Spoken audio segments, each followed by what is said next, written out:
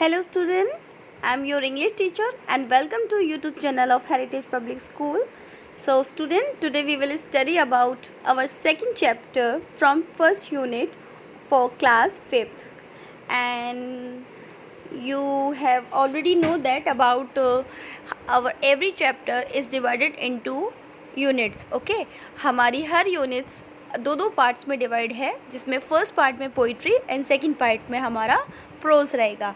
तो मैं आपको फर्स्ट यूनिट का फर्स्ट चैप्टर पढ़ा चुकी हूँ, जो आपकी एक पोइट्री थी, आइसक्रीम मैन. अभी मैं आपको यूनिट फर्स्ट का ही सेकंड चैप्टर पढ़ा रही हूँ, जो कि एक प्रोज चैप्टर है, and the title is wonderful waste. So let's read our chapter wonderful waste. Once the Maharaja of Travancore ordered a grand dinner in his palace. एक बार क्या होता है, जो एक महाराज होते हैं, ट्रेवनकोर के जो महाराज होते हैं, वो एक ऑर्डर देते हैं ग्रैंड डिनर के लिए. अपने महल में बहुत ही ग्रैंड डिनर के लिए एक ऑर्डर देते हैं कि हम वो अपने महल में बहुत ही एक ग्रैंड डिनर रखना चाहते हैं. In the afternoon before the dinner, दोपहर के समय में खाने से पहले की बात थी. The Maharaja entered the kitchen to survey the dishes that had been prepared for the feast.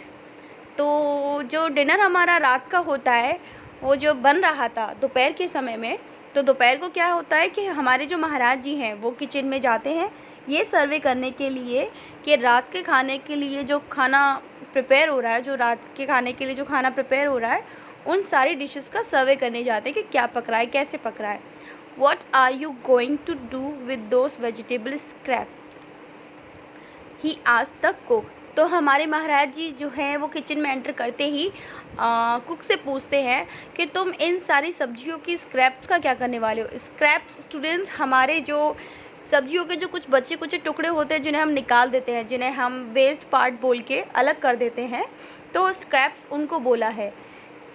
Pointed to basket of scraps near the cook. तो हमारे महाराज जी एक जो स्क्रैप्स की जो बास्केट होती है भरी हुई रखी होती है, उसकी तरफ पॉइंट करते हुए कहते हैं कि तुम इन स्क्रैप्स का क्या करने वाले हो. हमारे कुक से बोलते हैं. The cook replied, they are waste, we will throw them away. तो जो हमारा कुक होता है वो ये रिप्लाई देता है कि ये सब वेस्ट है महाराज जी, हम इनको फेंकने वाले हैं.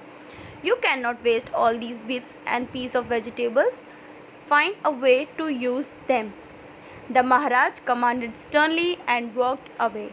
तो जो हमारे महाराज होते हैं वो एक कमांड देते हैं, एक ऑर्डर देते हैं कि तुम इस तरह से इन बीट्स को, इन सब्जियों के पीसेस को इस तरह से वेस्ट नहीं कर सकते, जल्दी से कोई रास्ता या कोई तरीका ढूंढो इनको दोबारा से यूज़ करने का.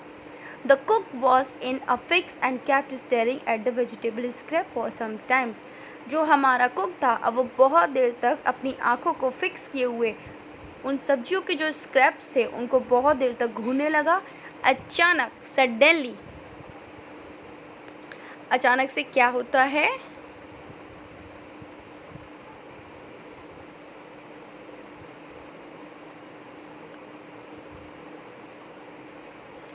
तो suddenly an idea flashed across his mind. He took all the vegetable bits, washed them and cleaned them well. अचानक से उसके दिमाग में एक आइडिया होता है. वो सारे वेजिटेबल्स के बीट्स को लेता है, सारे उन स्क्रैप्स को लेता है, देन उन्हें साफ़ करता है बहुत अच्छे से, और साफ़ करने के बाद then he cut them into long strips, और उन्हें बहुत ही लंबी स्ट्रिप्स पे काट लेता है. स्ट्रिप्स यानी कि जो पट्टियाँ जिन्हें हम बोलते हैं, पतली पतली पट्टियाँ, लंबी लंबी, तो वो एक लॉन्ग स्ट्रिप्स में उन्हें काट लेता है. He putted them into a huge pot and place it to on the fire to cook. उसके बाद वो उनको एक बहुत बड़े पॉट यानी कि एक बहुत बड़े गोल बर्तन में रखता है. देन बर्तन में रखने के बाद उस बर्तन को वो पकने के लिए आग पर रख देता है. Next he ground some fresh coconut. Then उसके बाद वो उसमें कुछ फ्रेश नारियल मिलाता है, ग्रीन चिलीज़, हरी मिर्च एंड गार्लिक टुगेदर. हरी मिर्चियाँ, फ्रेश नारियल और थोड़ा सा अदरक का पेस्ट जो भी है. He added this paste and some salt to cooking vegetables. इन सारे पेस्ट के अलावा वो थोड़ा सा नमक डालता है उन सब्जीज़ को पकने के लिए. A tempting smell started coming from the pot. Then उसके बाद क्या होता है, एक बहुत ही टेम्पटिंग यानी कि जो अपने तरफ खींचे, जो बहुत आकर्षित होती है, तो एक बहुत ही आकर्षित स्मेल जो होती है उस पॉट से आने लगती है। Now he wipe some curd and added it to the curry. Then उसके बाद वो क्या करता है, उसमें थोड़ा सा दही ऐड करता है। देन उसके बाद एडिड टू द करी, उसके बाद उसकी एक तरी बना लेता है अच्छे से। He also pot a few spoonful of coconut oil. Then उसके बाद वो स्पूनफुल्स यानी कि चम्मच भर के कम से कम कोकोनट ऑयल यूज़ करता है and decorated the dish with the curry leaves. And then उस सब्जी को, जो उसने सब्जी बनाई है, वो डिश बनाई है, उस डिश को डेकोरेट करता है करी लीव से, करी पत्तों से उन्हें डेकोरेट करता है। Lo and behold the new dish was ready. जैसे तैसे करके वो एक नई डिश जो थी वो एक रेडी हो चुकी थी। The cook serve this new dish to guest that evening. उसके बाद उस कुक ने उसी इवनिंग को जो सारे मेहमान थे, जो गेस्ट वगैरह आए हुए थे, उनको वो सर्व करता है। Everyone was eager to know the name of the new dish. हर एक व्यक्ति जो वहाँ पर मौजूद था उस नई डिश का नाम जानना चाहता था। The cook thought that and thought. उसके बाद जो हमारा कुक है जिसने वो डिश बनाई थी, वो बहुत देर तक सोचता रहा कि उसके लिए वो क्या नाम सुझाए। देन उसके बाद क्या होता है,